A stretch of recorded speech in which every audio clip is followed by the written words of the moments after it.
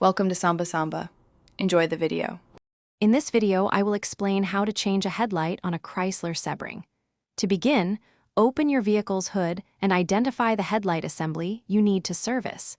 You will typically need an 8mm socket, a ratchet, and a small flathead screwdriver for this task.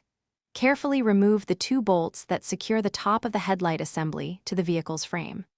This crucial first step provides access to the bulb.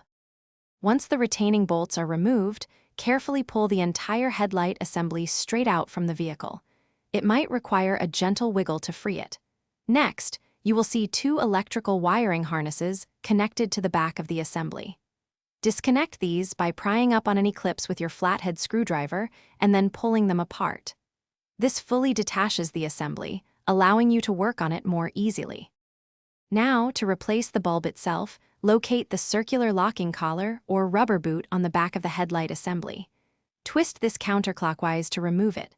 Then, twist the bulb socket counterclockwise and pull the old bulb straight out. When installing the new bulb, it is critical not to touch the glass with your bare fingers, as oils can significantly shorten its lifespan.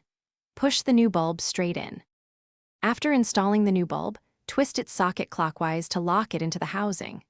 Then, reattach the circular locking collar or rubber boot by twisting it clockwise until it is secure. Reconnect the 2 electrical wiring harnesses to the back of the headlight assembly.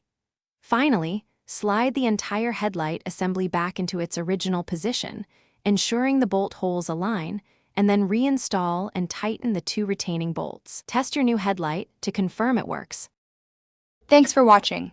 Consider subscribing if we helped you.